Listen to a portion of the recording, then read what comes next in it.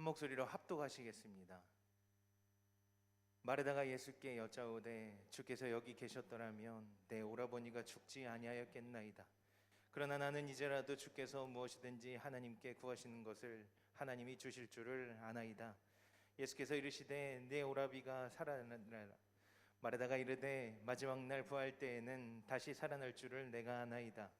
예수께서 이르시되 나는 부활이요 생명이니 나를 믿는 자는 죽어도 살겠고 무릇 살아서 나를 믿는 자는 영원히 죽지 아니하리니 이것을 내가 믿느냐.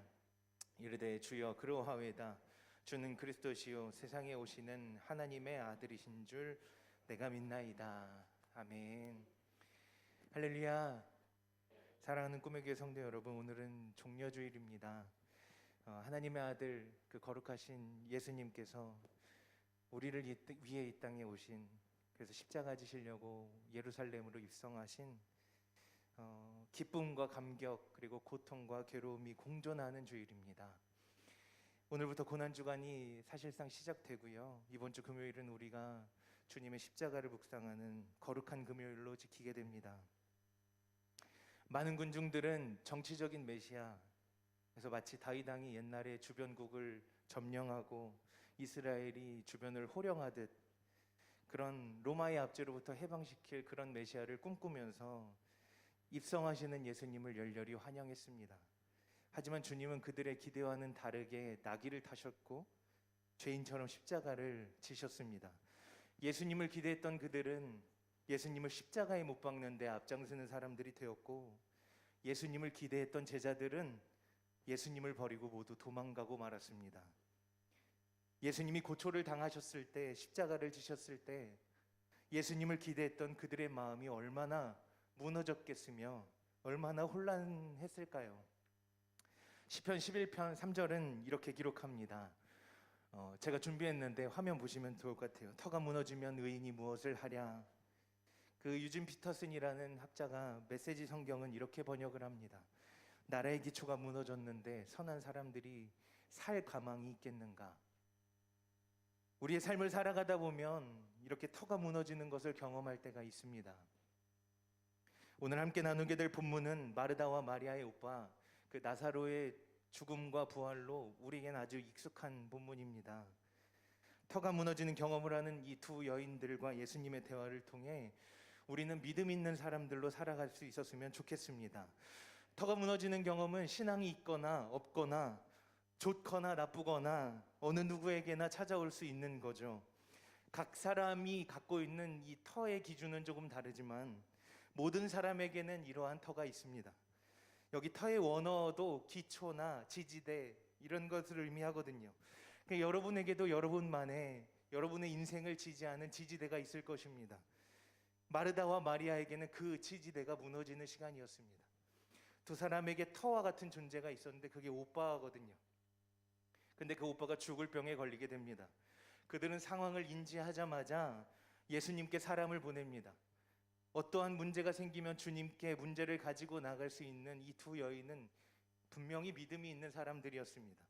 성경은 이 마리아를 이렇게 표현합니다. 오늘 본문 2절에 이렇게 기록하고 있는데, 이 마리아는 향유를 주께 붓고 머리털로 주의 발을 닦던 자요, 병든 나사로는 그의 오라버니더라.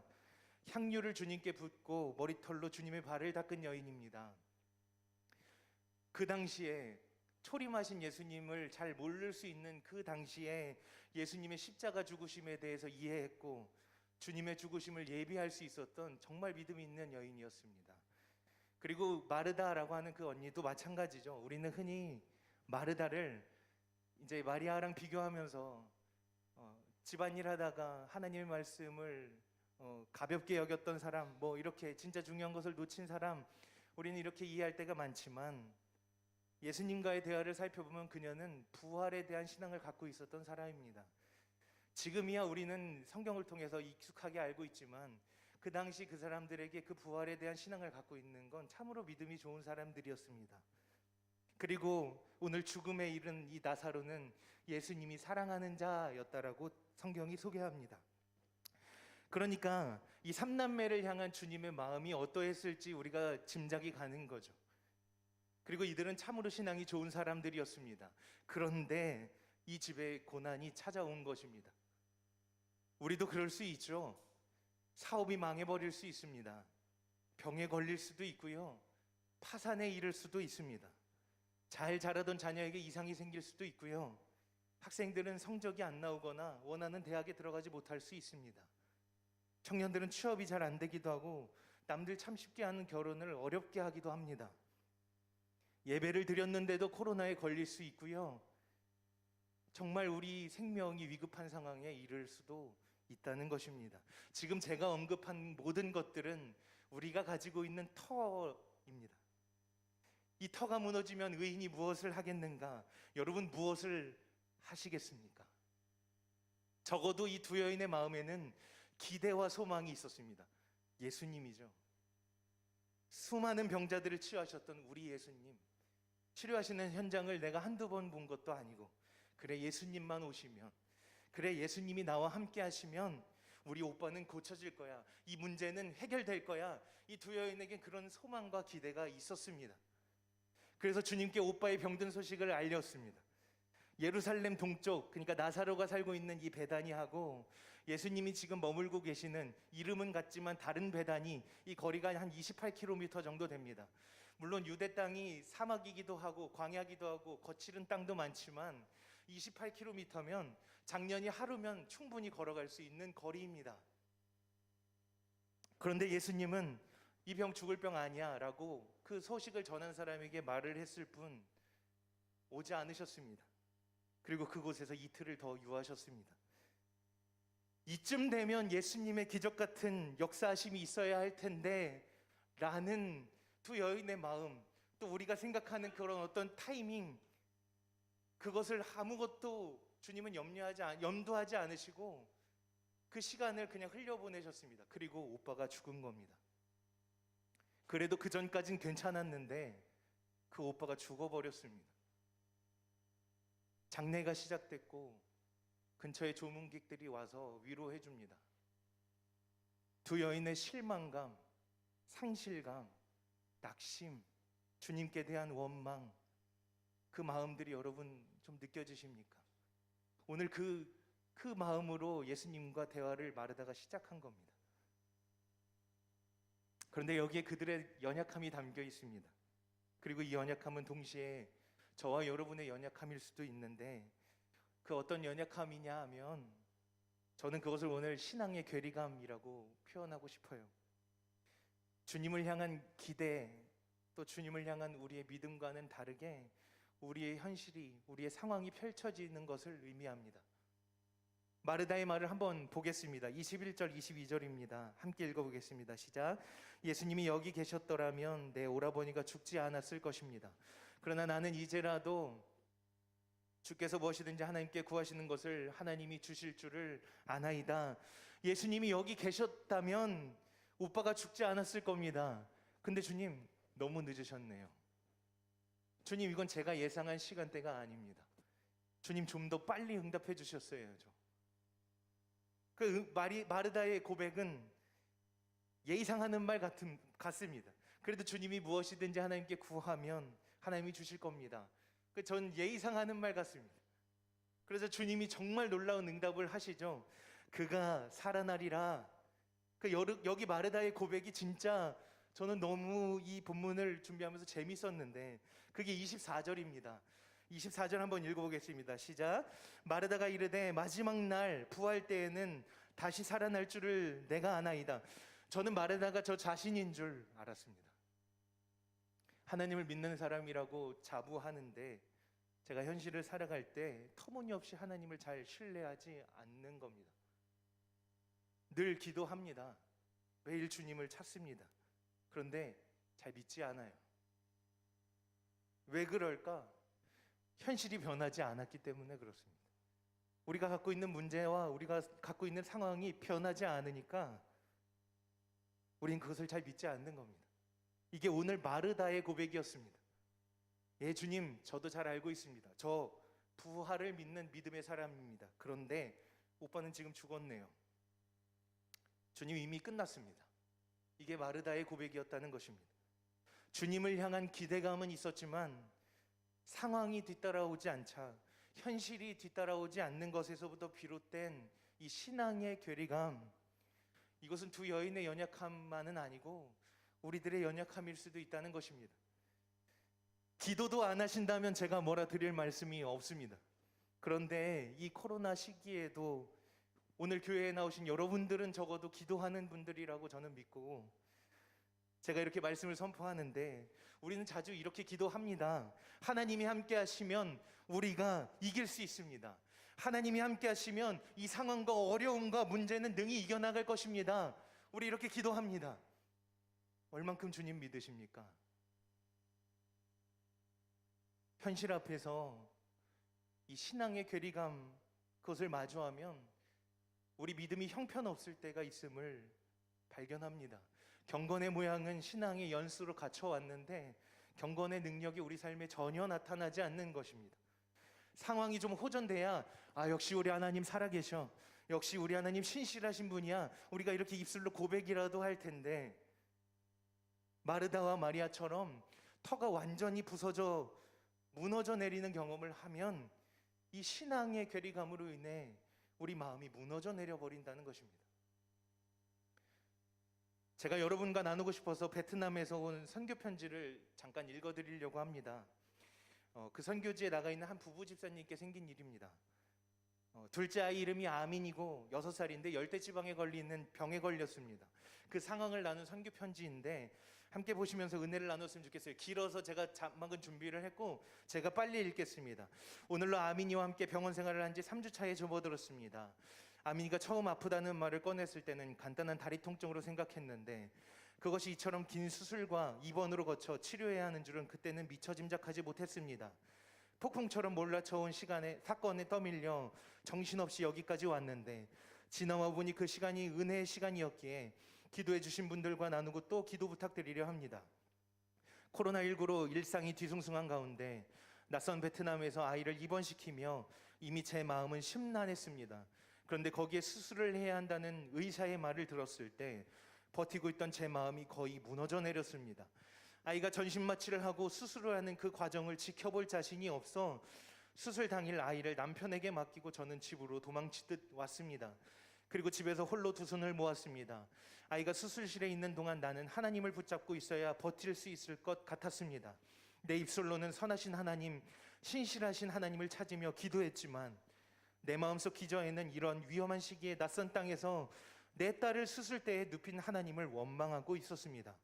그 원망을 외면한 채 기도하려 하니 내 기도가 답답하고 가식 같았습니다. 그래서 내뱉기 시작했습니다. 하나님, 나에게는 아브라함과 같이 아들을 바칠 믿음 없습니다. 자식을 잃고도 하나님께 나아가는 욥 같은 믿음도 없습니다. 그러니 나를 시험하지 마십시오. 이 부부 집사님들의 마음의 고통과 괴로움이 오늘 본문에 있는 이 마르다와 마리아의 괴로움이었을 것 같고 지금을 살아가는 저와 여러분일 수도 있습니다. 이런 신앙의 괴리감이 올 때, 터가 부서져서 내 마음이 한없이 무너져 내렸을 때 우리는 어떻게 해야 하는가? 여러분 한번 상상을 해볼까요? 만일요 여러분, 나사로가 끝내 그 현장에서 살아나지 않았다면, 제가 오늘 읽어드린 이 선교 편지, 다행히 그 뒤에 제가 읽진 않았지만 많이 호전되어 있다고 합니다. 그런데 그 아이가 그 병으로 죽었다면 그들은 그때도 주님을 믿었을까? 여러분, 그 주님 믿으시겠습니까? 많은 사람들이 주님을 떠나갑니다. 신앙의 괴리감이 찾아올 때, 의지하고 있던 터가 흔들릴 때, 주님이 일하심이 여러분 삶 속에 안 보이고 안 느껴져서 답답할 때 사람들은 주님을 많이 떠납니다. 우리는 어떻게 해야 합니까? 그런 괴리감 속에 사는 저와 여러분이 무엇을 어찌해야 합니까? 성경의 단순한 진리는 사실 이것입니다. 말씀을 신뢰하라. 아멘이십니까? 오늘 주님은 마르다에게 말씀하셨습니다. 요한복음 11장 4절입니다. 예수께서 들으시고 이르시되 이 병은 죽을 병이 아니라 하나님의 영광을 위함이요 하나님의 아들이 이로 말미암아 영광을 받게 하려 함이라 하시더라. 주님은 나사로의 병을 죽을 병이 아니라고 말씀하셨습니다. 하나님의 영광을 나타내기 위해서 받는 고난이라고 얘기하셨습니다.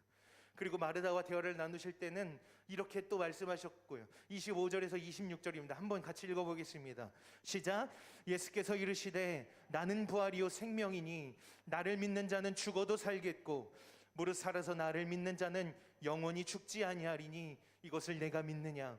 그렇습니다. 지금 마르다에게 중요한 것은 말씀입니다.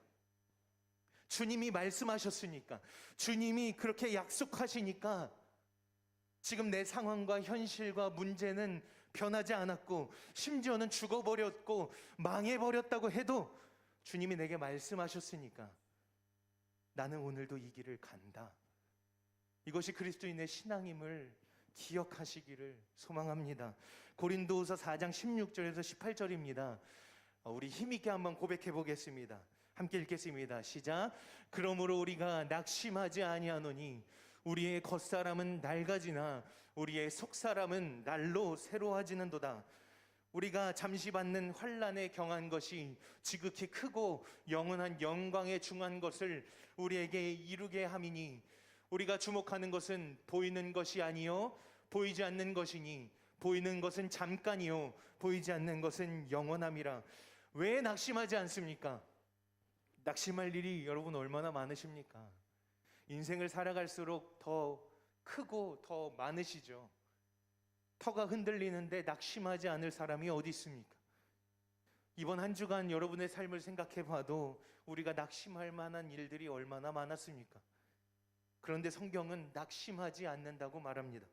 그 이유를 크고 영원한 영광을 바라보기 때문이라고 했고, 영원한 보이지 않는 영원함을 소망하는 사람들이기 때문이라고 말합니다. 여기 성경에 기록하고 있는 이 낙심이란 단어의 일반 사전적 의미가 바라던 것이 이루어지지 않아 마음이 풀어진 상태를 말합니다. 히브리어나 헬라어 번역으로 보면 녹아내리고 사라지고 낭비하고 떨어지고 용기를 잃고 실증나다, 이런 의미들을 담고 있습니다. 신앙생활을 하다가 바라던 것이 이루어지지 않을 때, 그렇게 간절히 기도하던 것이 수포로 돌아갔을 때 우리 마음이 녹아버리기도 하고 사라지기도 하고 떨어져 나가는 사람들이 얼마나 많은지 모릅니다. 신앙의 염증을 느끼기도 하고 실증나 버리기도 합니다. 왜 그런가 하면 현상에, 상황에 마음을 빼앗겼기 때문입니다. 그리고 말씀을 신뢰하지 않았기 때문입니다. 보이는 것에 우리의 눈과 귀를 빼앗긴 채 말씀을 의지하지 않고 있기 때문입니다. 제 얘기입니다. 보이는 것에 우리의 눈과 귀를 빼앗기면 우리는 절대로 말씀 따라 살아갈 수가 없습니다. 그러므로 마르다와 마리아도 낙심하지 말아야 합니다. 나사로가 살아났기 때문일까요? 아니요, 그렇지 않습니다. 주님이 말씀하셨고 주님이 지금 함께 하시니까 낙심하지 않는 것입니다. 마르다와 마리아가 상황으로 인해 염려도 하고 괴로워할 수도 있습니다. 어떻게 그 상황에 어떻게 괴로워하지 않을 수 있습니까? 그런데 절대로 낙심하지 말아야 할 이유가 여기에 있는 것입니다. 이는 우리에게 동일하게 적용됩니다. 주님이 여러분에게 말씀하셨고 지금도 말씀하십니다. 성경에 그렇게 기록되어 있고 세우신 목사님을 통해서 또 여러분의 주변 상황과 환경을 통해 정말 끊임없이 하나님은 말씀하고 계십니다. 우리는 보이지 않는 영원한 영광을 꿈꾸며 살아가는 거룩한 그리스도인들입니다. 그러므로 사랑하는 꿈의 교회 성도 여러분, 절대로 낙심하지 마십시오. 주님이 여러분에게 오늘도 말씀하고 계십니다. 성경을 붙잡으시고 그 말씀을 신뢰하시며 나는 오늘도 이 길을 간다, 그 믿음으로 이 땅을 살아가시는 복된 인생 되시기를 소망합니다. 말씀을 정리하려 합니다. 지난주에 목사님이 자네 설교 준비해라고 하시고 참 마음도 무겁고 어려웠습니다.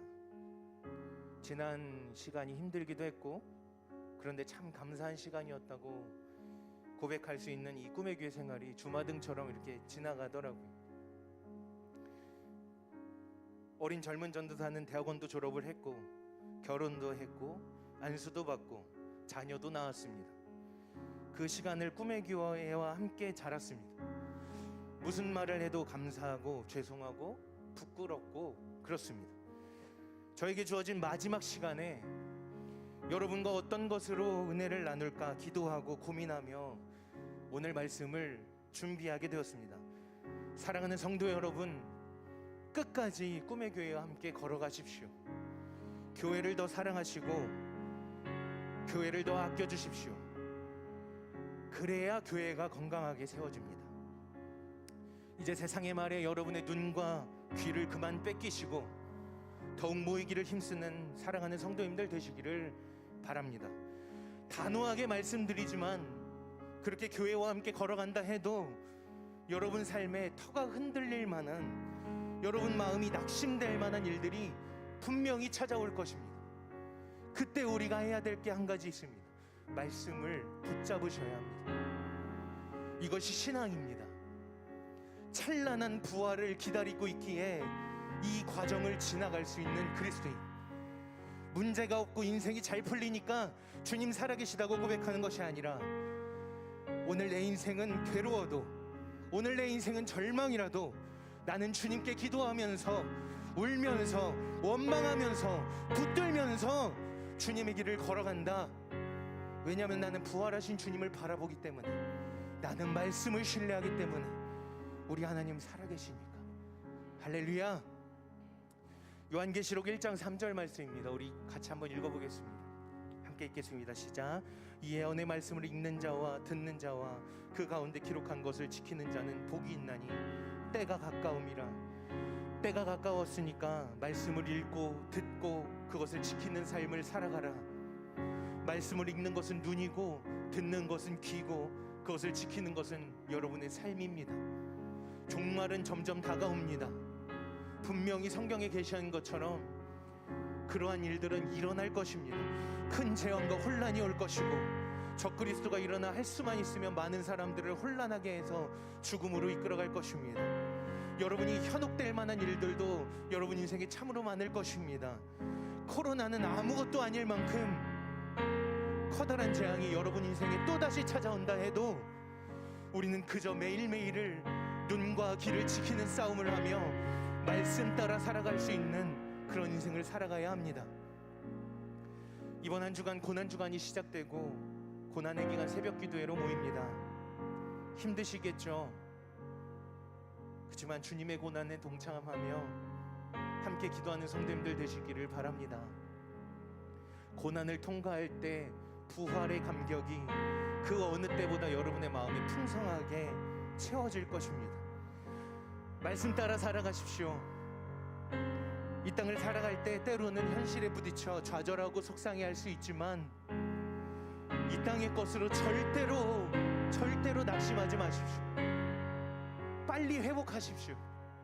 더욱 은혜의 자리에 나오시기를 소망합니다. 그래서 주님 부르실 때까지 믿음의 길을 함께 걸어가고 마침내 그 끝에 우리를 맞아 안아주시는 좋으신 아버지 하나님과 함께 영원한 생명을 사는 우리 꿈의 교회 성도님들, 꿈의 교회 가족들 되시기를 진심으로 소망합니다. 우리 시간에 함께 찬양하고 기도하겠습니다. 주가 일하시네라는 찬양입니다. 이 가사의 고백이 오늘 제가 여러분과 함께 나눈 이야기이기도 합니다. 그래서 이 찬양 같이 고백하고 주님 일하여 주시옵소서, 주님의 일하심을 저도 보기 원합니다. 우리 이름 믿음으로 함께 찬양하겠습니다.